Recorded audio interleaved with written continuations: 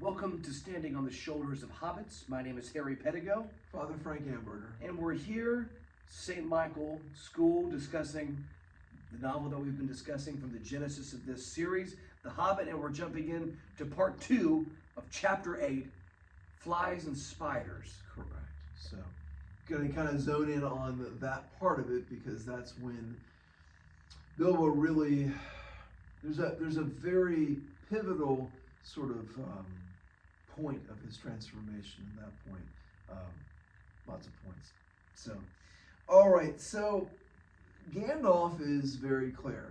You know, he's never wavered on his confidence in Bilbo because he says to the dwarves, "I'm sending Mr. Baggins with you." So this is in the previous chapter.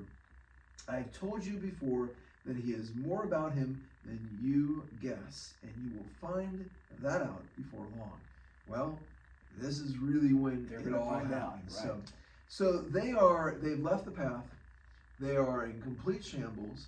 Let's see, at this point, although we don't know this, I don't think we're made aware of it at this point, but Thorin has been taken captive. I don't think we know that at this point. You're right. They're a mess. And I think at this point, if I remember correctly, it's been a while since I've actually read the chapter.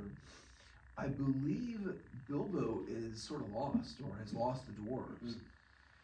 And so he's resting himself. He's kind of leaned up against a tree, I believe. And as Bilbo is so I can so totally be Bilbo. He was deep in thought. Well, what kind of thoughts? Of bacon and eggs and toast and butter. When he felt something touch him. Oh boy. So he is kind of in I think if memory serves me correctly, kind of in a semi sort of sleeping, because all of a sudden he's like, wait, and this giant spider is trying to finish the job of wrapping him up in the web, and so Bilbo understandably kind of freaks out. Starts beating off the spider, and then once again, the first time that he's in the mine, or not the mines of Moria, it's Lord of the Rings. He's in the goblins. Yeah. And he's kind of like, oh, hey, that's right, I do have a sword, and he now he remembers his sword again. Basically, he cuts himself free, and then just goes to town on that spider, and ends up killing the spider. That's right. And it says his blade is stained with also like kind of the black blood of the spider. Yeah. And it says that he basically just sort of falls down in exhaustion and kind of almost goes to sleep, I believe, for just a bit. He kind of gets, and then it says somehow the killing of the giant spider all alone, by himself, in the dark, without the help of wizard or dwarves or of anyone else, made a great difference to Mr. Baggins. He felt a different person, and much fiercer and bolder in spirit. Bolder in spite of an empty stomach. I should really use my flashlight because I can't see my text. So he's really. And he did all this without the ring, which I think is yes. Because it's so easy to kind of just say, well, here we go. Ring now. Yeah. Come on. Who couldn't do that? Yeah, and to your point, I know he does use the ring later on, but in this initial encounter with that's terrifying, a giant spider. To do that on your own, no assistance. Yeah, it's transformative. And you are already at a grave disadvantage because he's already got you halfway, roughly. Kind of under his power with being basically tied up. Real quick, we're like the class and I and yourself, we're reading Two Towers. Tolkien was not a spider fan.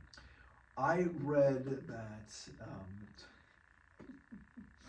Tolkien put the spiders in the story. Yeah.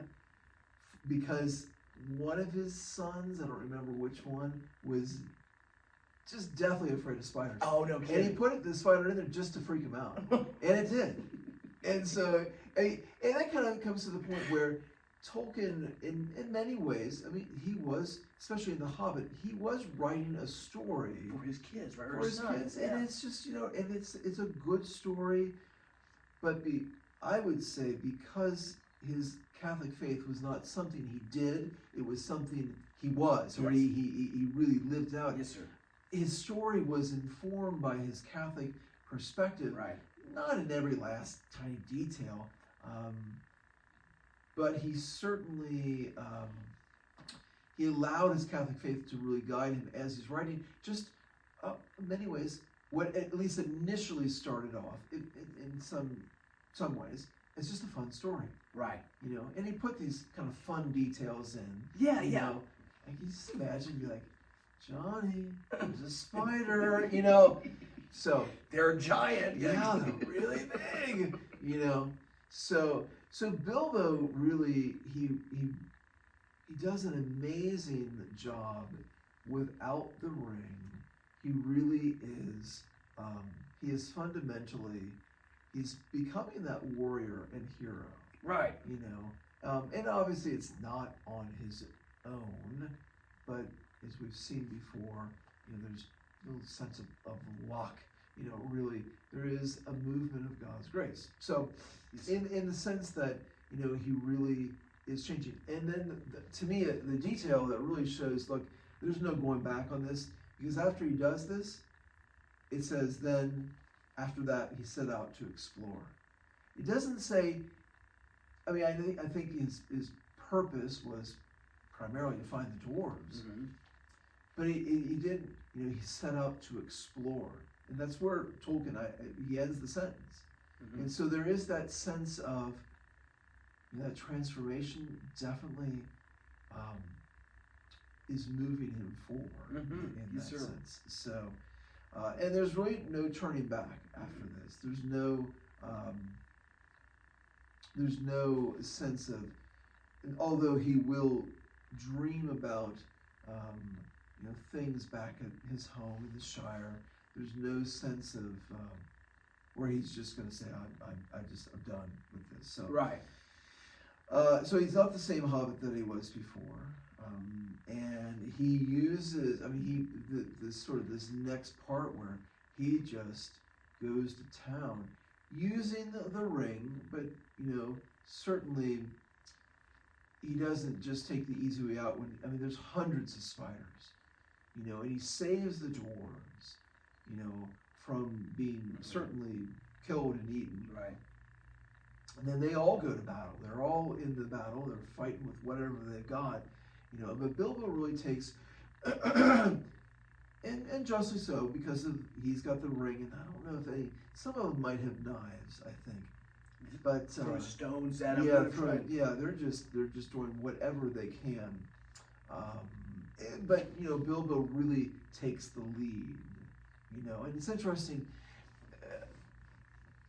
Tolkien mentions in chapter 1 how when Bilbo is describing Gandalf's fireworks, and he describes them in a certain way, and Tolkien is sort of a narrator, kind of puts in there, well, he was more prosy than he thought, sort of more eloquent than he thought. Mm-hmm. In this we see, I don't know if you can find any. Oh, I was thinking, which one do you want? Some of the little, he's making these up under, granted, this is a story, I realize that, but in the storyline, he's making these little rhymes up. Under pressure, Oh, right, Father? my heavens, yeah. You're talking about like old fat spider spinning in a tree. Old fat spider can't see me.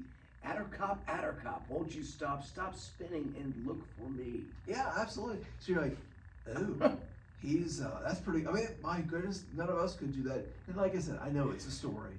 Yeah. But it's showing that he is definitely, things are changing in him. Yeah. Which, by the way, I saw that, I don't remember the exact, is it etymology, I guess, but Attercop and what is it, Lob and Cobb. Yeah, that's right. I think those are all sort of English old. When I say old English, I don't necessarily mean like old, Like medieval Beowulf or English, something, yeah. yeah. But sort of old-fashioned English words or phrases that kind of indicate okay. a spider. Well, like we use the word, and now it's like, oh, well, duh. cobweb. Right. Well, that's, I guess, an old cob is how it got Right. to that. An old English word that kind of speaks about a spider. Ah, I So see. instead of we saying spider web, we say cobweb. I'm like, but I mean, Interesting. you're starting to see this a manifestation of that change. Yes, absolutely. That's beginning to happen. So he absolutely saves the dwarves from certain death. And so, and at this point, he, what's the word I want to say? He, can't think. Without really the desire to reveal to them the ring, is recognizing, I have no choice. There's only one way to do this. I have to disappear. So that means I'm going to reveal me having the ring and the power of the ring. And you might think at that point, maybe not necessarily at that point, in the heat of the battle, but afterwards, when is it who's the watchman? Is that Dwalvin? Is that maybe, when he's describing, because they kind of, even though they are utterly exhausted and just beyond their best selves, they want to hear the story of, like, okay, how did you get this ring? Right. Let's fill in the blanks, because this Gollum story, I don't think we got the full picture. Which actually, I was going to say the same thing. We're going to talk about. We're that going to talk in a about this, because future I tell you what, if just give you a teaser for this, because to me it's fascinating. It's a good teaser. Oh, absolutely. So when Tolkien wrote this, and when it was published originally in 1937, Mm-hmm. chapter 5, in that regards with Gollum and the ring, 1937, that edition would have a story that you're like, oh, okay. It's not the one that we read today. No. When you see the difference, It's shocking. It is shocking, but in a fascinating way. The story that we're going to tell, so you got to go to I don't know what we're going to, somehow it will be identified as, I don't know what we're going to call it. I don't know what's It's one of our side quests, Yes. our side stories. Yes, sir. It is absolutely well worth listening to, not because of so much of us, but we struggled to find the original 1937. Like, well, we found summaries of, like, well, Gollum wasn't as upset. And I'm like, okay, that's not really. So what did it really read like? It was sort of providential, because what wasn't it? Somebody gave me Right. a book, an annotated Yes, book yes, of yes, the yes. Hobbit, and I'm like, oh, hey, there it is, and they delineate the whole thing, and it really. So the story that we're going to share, which is Tolkien's original 1937 version, is really the story that he would have told the dwarves. Which Bilbo would have told the dwarves, kind of. This is how I got the ring. This is how it all came to Let pass. me kind of. I'll come clean in a sense, and it's the story he told Gandalf originally as well. Right, I'm pretty sure. So it's the story. It's the story that he wrote down. If anybody who knows the Lord of the Rings, I think it's only in the Lord of the Rings that they talk about this red book.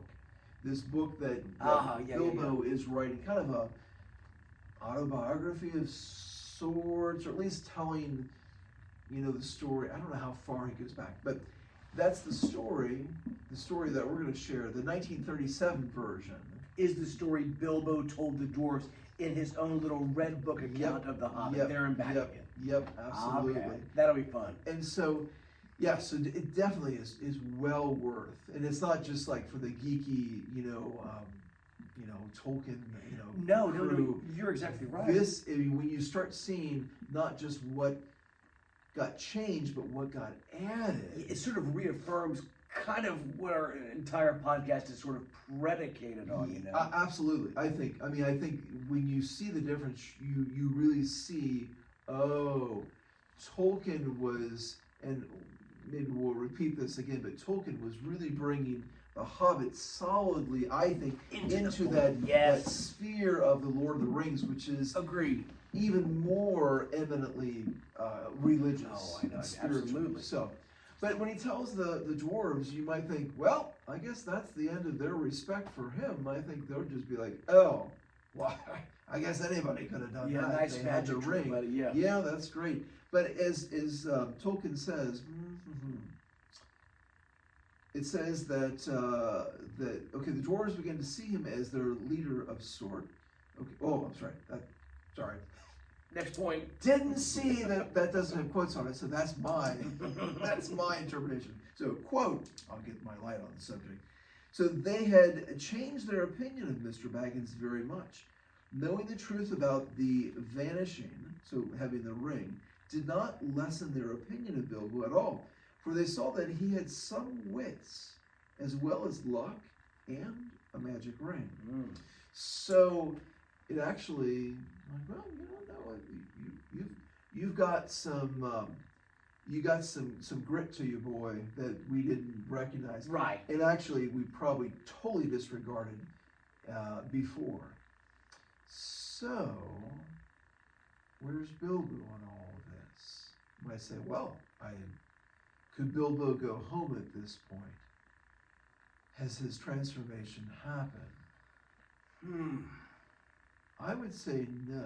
I would agree. Because of what Tolkien then follows up. I was reading the same thing. Yeah. It says, in fact, they praised him so much that Bilbo began to feel there really was something of a bold adventurer about himself after all. He said, yeah, I am that guy. Yeah, well, I'm pretty. After all, which you'd have to say, well, on one hand, there's some truth to that. There's credit where credit's due, certainly. Absolutely. However, Bilbo is still, I would say, is still too easily influenced by the opinions of others. Definitely. Oh, wait, so they do think that of me. Well, maybe I guess that's true after all, and you almost, he's sort of like that little moth that's being attracted to that flame to say, well, tell me more, Right. So, well, yeah, maybe just go back to the beginning of the novel, much to the chagrin of our viewers. I'm just kidding. But I was thinking, like, gosh, when we first see Bilbo, he's just obsessed with his reputation. yes. And now he has the same problem. It's just in a different environment. Like, he's still in the Shire. He was worried about looking like an upstanding citizen. Now he's kind of just a little too interested in looking like he's a hardcore warrior. Kind of buff, kind of that. Yeah. Yeah, and so transformation, and I would just say, and let's face it, I think all of us, to a certain degree or another, Certainly. struggle with that pride, vanity of allowing ourselves to be controlled by what other people think of us. Yeah. I think hands down, most people who have either spent the time reflecting upon that in their life and or are honest enough to say, yeah, most of us don't have the freedom of kind of going back to that image of a little child, not being childish, but being childlike. I mean, children, sometimes when you look at children, not that they can't be influenced by opinions, but sometimes, like children can do goofy things that we would be embarrassed to do, and they just sort of laugh it off. They're just like, yeah, Right. because they don't take themselves as seriously. Bilbo takes himself too seriously. I take myself too seriously. Most of us probably do Yeah, too absolutely. seriously, and not in a good way, not in a mature way, but in a childish, No. like, wait, what did they say about me? What? Oh, Right. Let's face it. How many of us have the experience of where if someone gives us a compliment, well, oh gosh, we really remember that. Right. But then, on the other hand, if someone says, "Oh, hey, someone just was talking to me, maybe you don't want to hear this, but they just kind of really said X, Y, and Z about you," and and you're just like, you're crushed. Right. And where you just, and let's face it, I think if we if we have that experience, the vanity.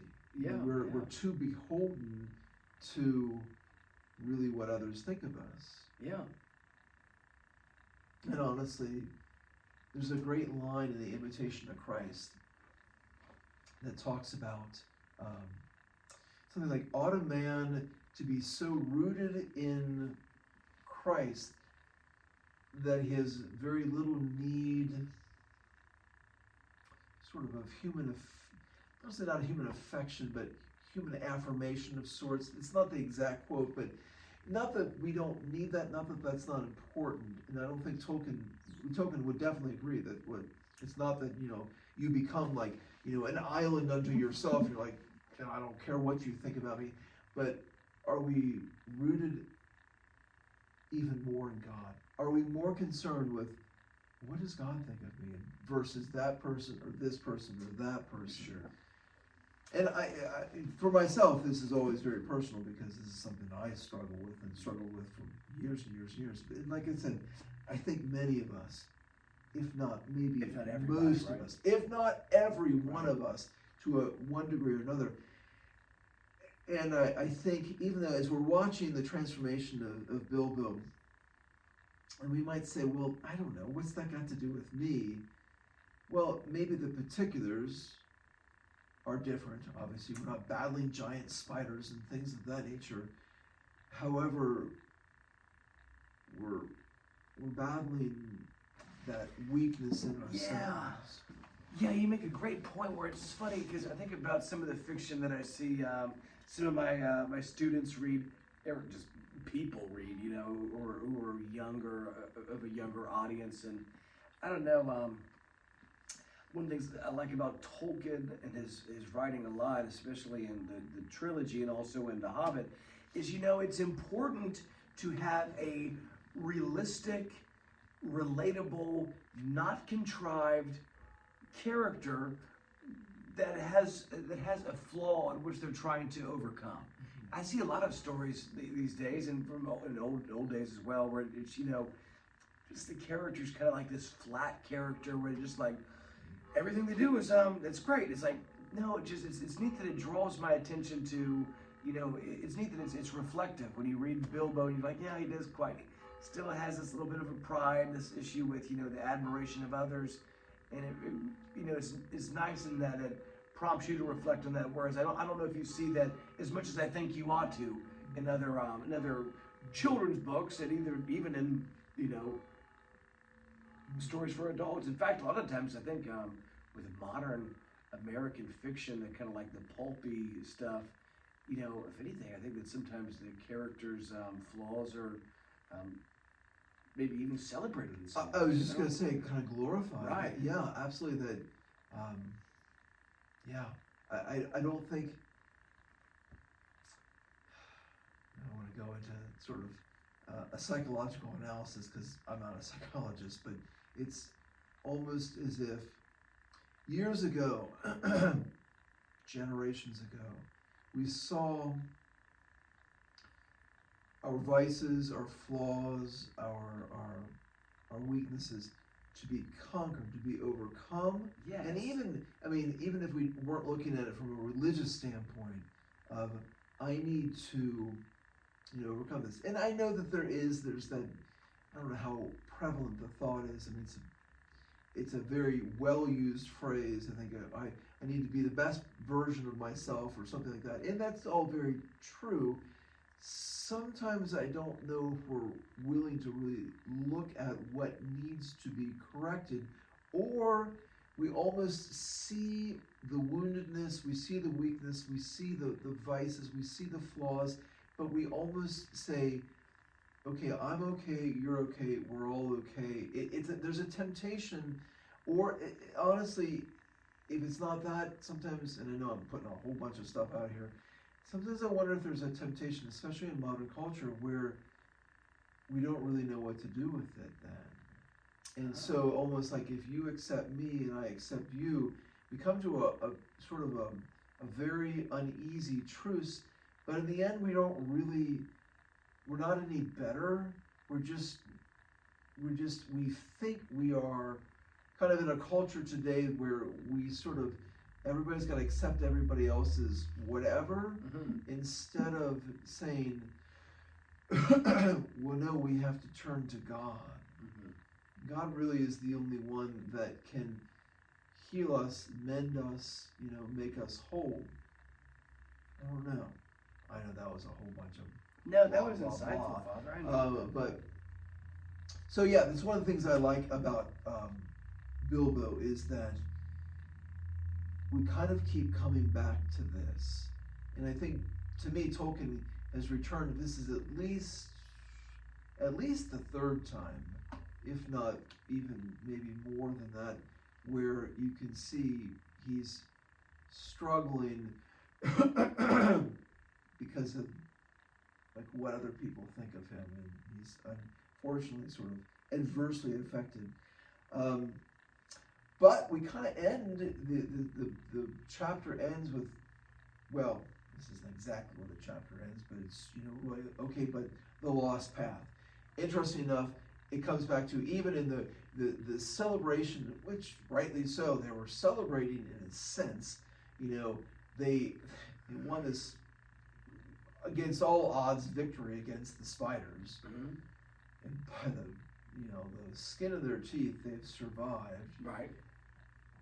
And it says the lost path. It says the lost path. No other idea would come into Bilbo's tired head. In the end, we're coming back to the path. Although, and things are just going to get worse, because all of a sudden, I think it's one of the dwarves is like, they go to sleep, and they're like, wait, where's Thorin? And Thorin's missing. So at this point, they don't know what has happened to Thorin. And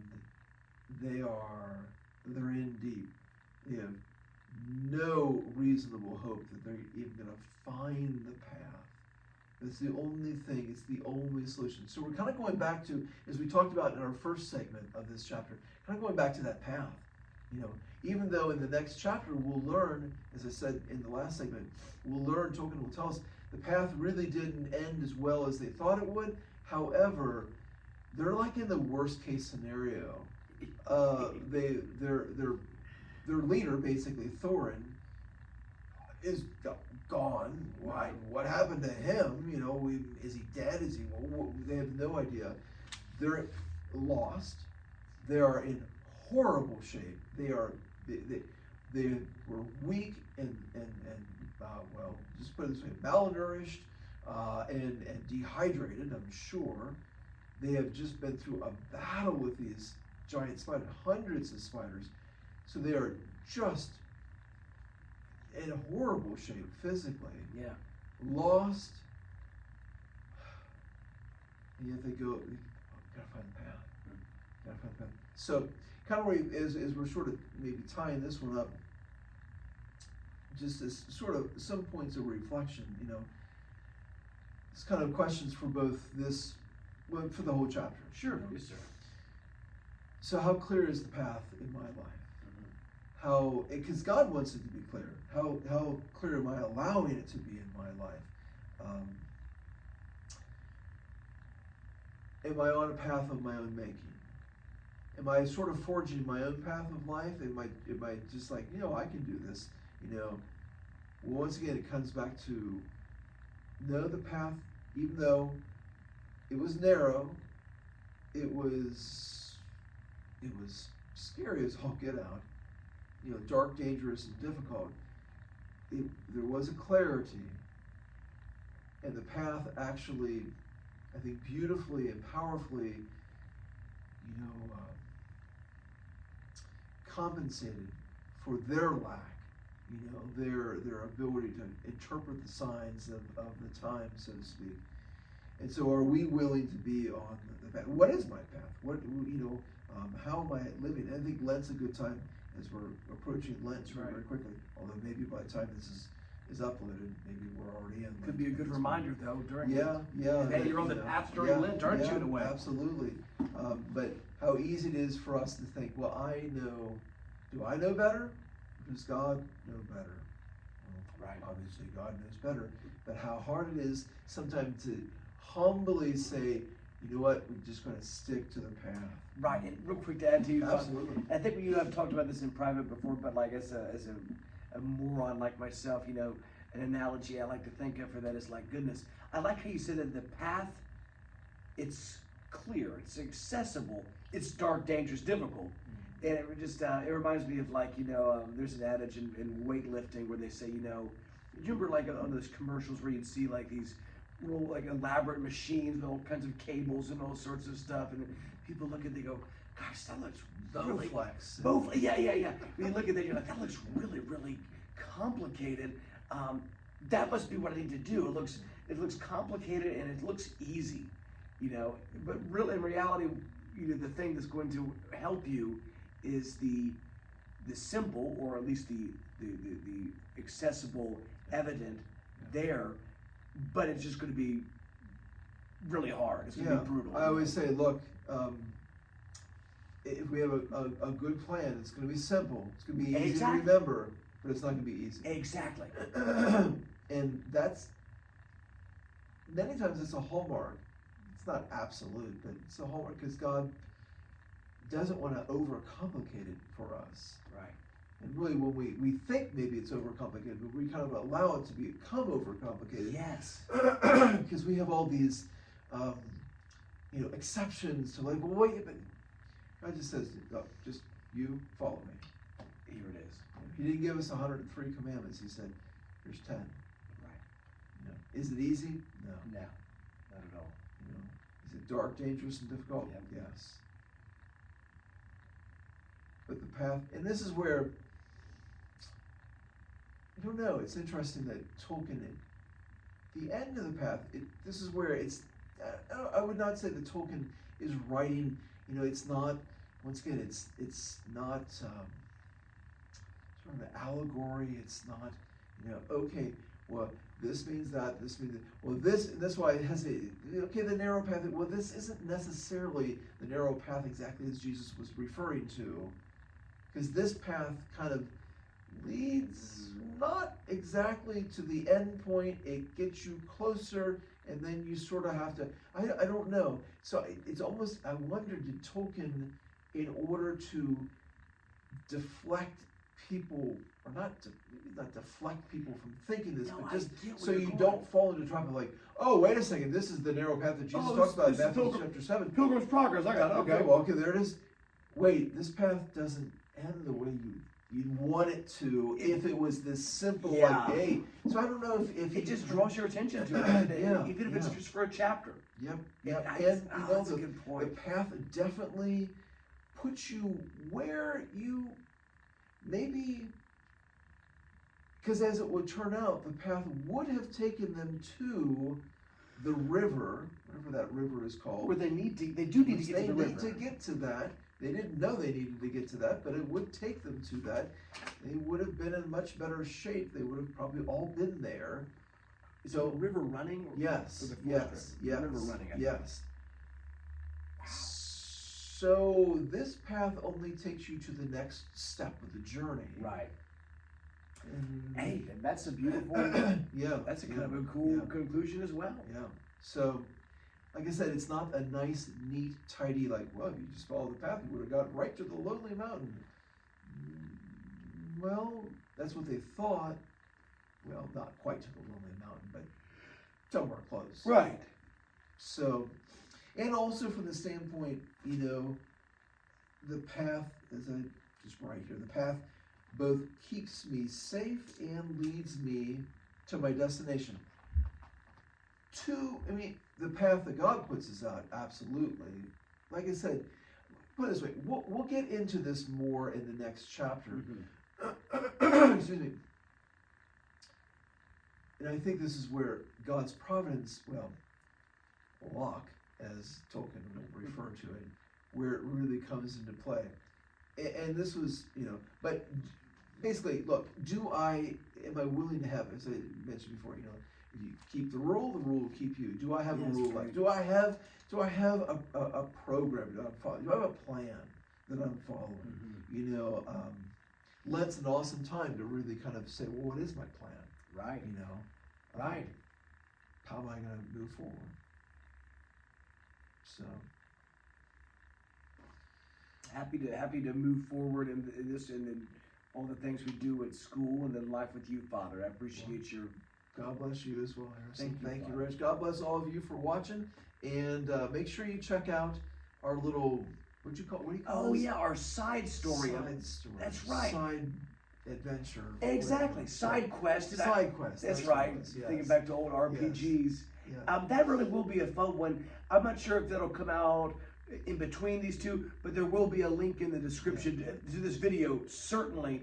And that would be it's gonna be a cool one to watch. If you like The Hobbit, it is I don't know if the Latin phrase is, well, anyway, it is an absolute. You've got to, not because of our wisdom or lack thereof. It's just even just to hear, well, what was the 1937? What was the original edition? Because you're gonna be like, holy cow, that's it's totally pretty cool. different. I actually heard it for the first time today. Class, yeah. Oh, okay. I mean, that was wild. We listened to Tolkien read the passage, and then kind of Father read to the class the passage from the annotated, the 1937, and man, that one is one that you want to tune into or send to a buddy, even if you're not following and that's fine if you're not following the entire series here. That's cool, both from a historical perspective and more importantly, really sort of, I don't know, drives home this entire idea this podcast is predicated on, which is, the Catholic genius of Tolkien. Absolutely. So, wunderbar. Wunderbar. Until next time then? Yes. All right. Thank you, Father. Thank you.